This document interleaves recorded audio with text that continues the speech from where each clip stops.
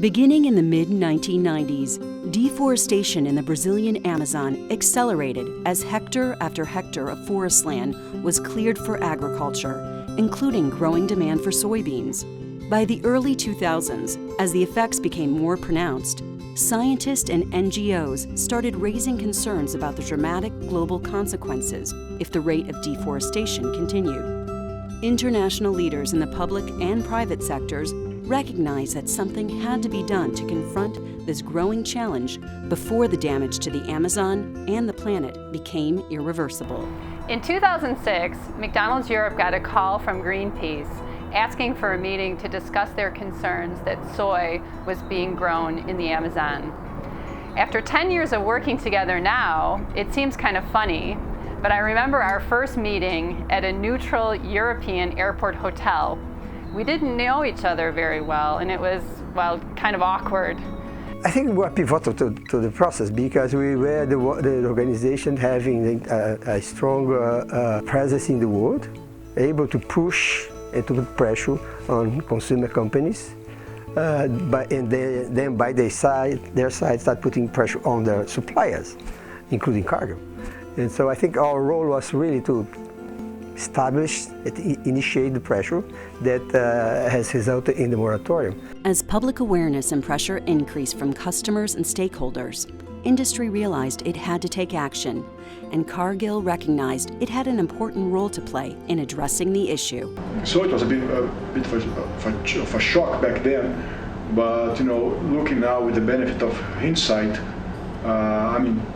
it was the way to go to force an abrupt change.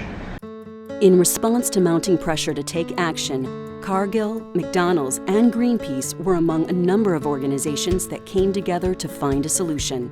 Their efforts, which became known as the Brazilian Soy Moratorium, resulted in a voluntary zero deforestation agreement and set the stage for supply chain governance of other commodities. Greenpeace, the leading independent campaigning organization, provided leadership for the NGO community, while Cargill, a leader in food and agriculture, brought together its industry partners, including ADM and Bunge. Together, they created a Brazilian task force made up of industry and NGO representatives. As a result, major soybean traders agreed not to purchase soy grown on lands deforested after July 2006 in the Brazilian Amazon. Since then, the Brazilian government has also played an important role by improving legal enforcement in the region. I think the moratorium was a very important mechanism to contain deforestation in the Amazon and also to protect indigenous lands and protected areas from the expansion of the soy industry. If you look at the figures of deforestation in 2006, when the moratorium was announced, the deforestation rate was 1.8 million hectares. Today, this has dropped to 500,000 hectares. This is a dramatic drop, and it's a huge contribution to the protection of the amazing Amazon rainforest. Well, the soy moratorium was so important because I believe it was the first time that you get the major players in a specific supply chain agreeing that things need to change in order for things to stay the same. For us to keep on operating and supplying our customers worldwide, we need to change the way we source our products. The moratorium ensures stakeholders in general and us as Brazilian soy customers in particular that we are not and will not be contributing to the deforestation of the Amazon biome. The challenge for the future lies that for any replacement process to be considered successful, this outcome must be maintained.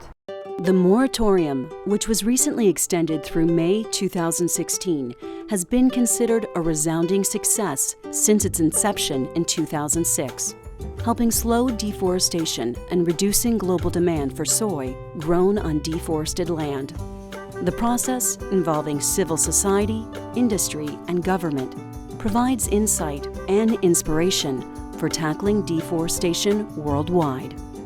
Cargill, Greenpeace, and McDonald's are honored to receive the Leadership in Environment Award from the Keystone Policy Center for their continuing efforts to protect the Amazon.